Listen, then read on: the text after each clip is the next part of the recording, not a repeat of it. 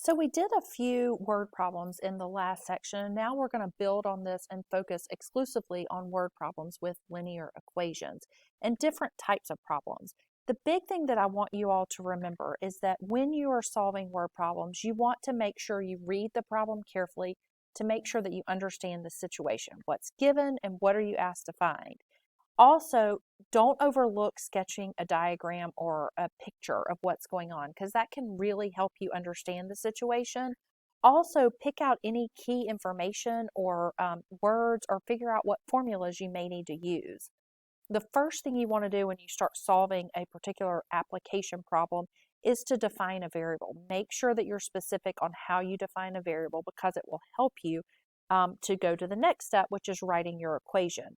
And once you've written your equation and solved for your variable, you want to go back and make sure that your solution actually makes sense in the particular problem and make sure you're answering the question that is asked.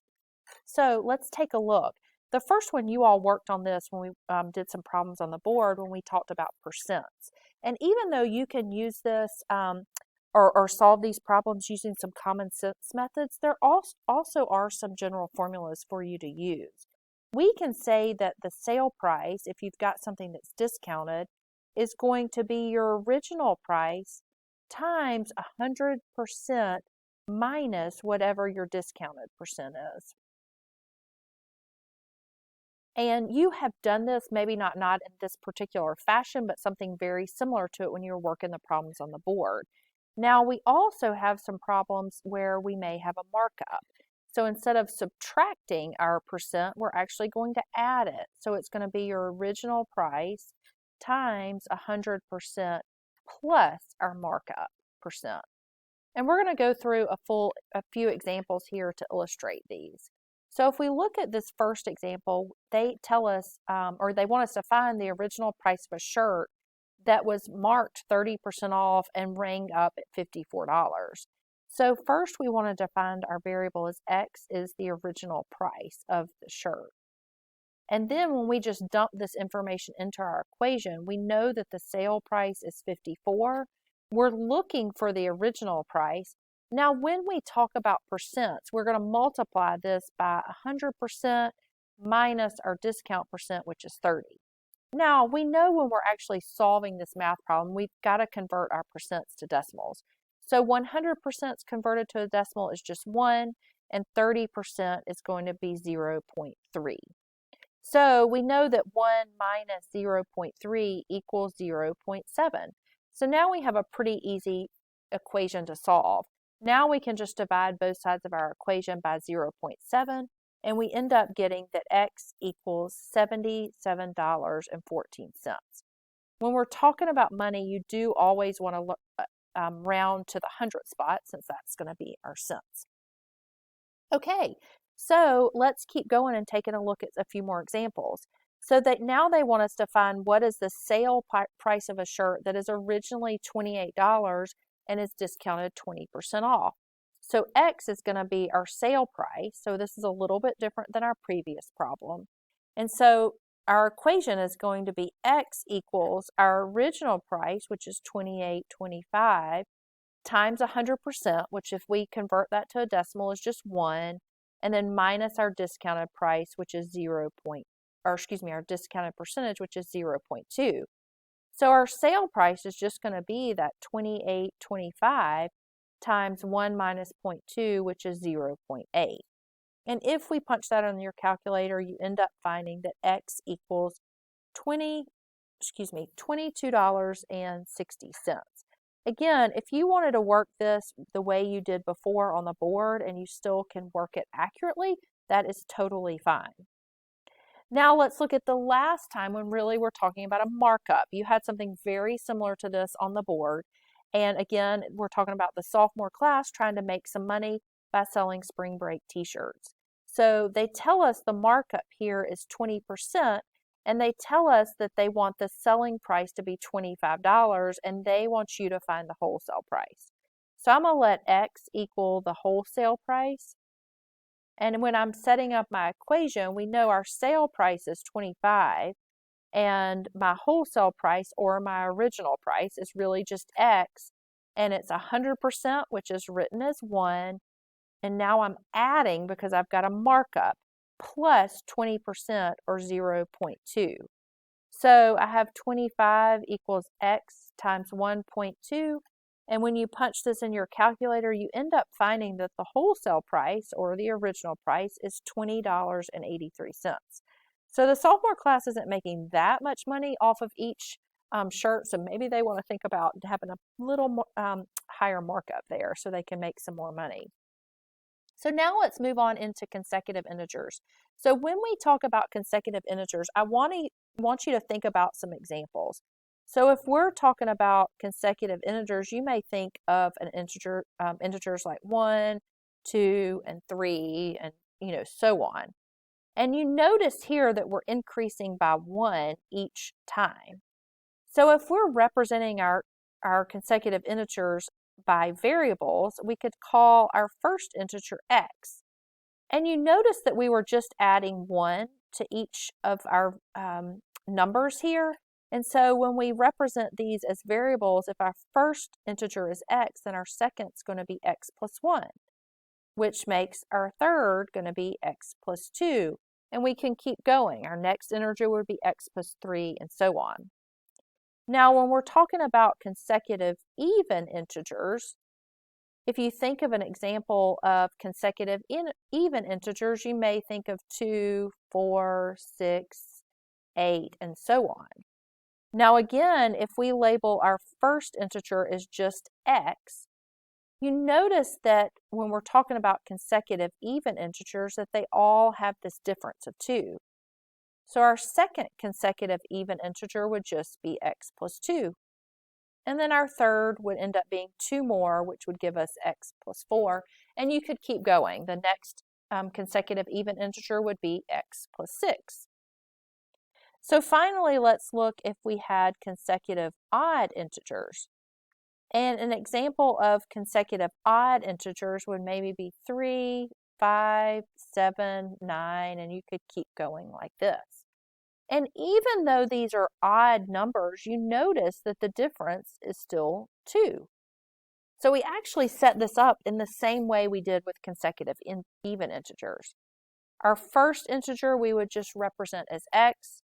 Our second, again, because you're just adding 2 each time, our second integer we would represent as x plus 2, and our third we would represent as x plus 4. So let's work a few problems here. So if we wanted to find 3 consecutive integers that had a sum of 2115, we could define our first integer as x, our second as x plus 1, and our third as x plus 2.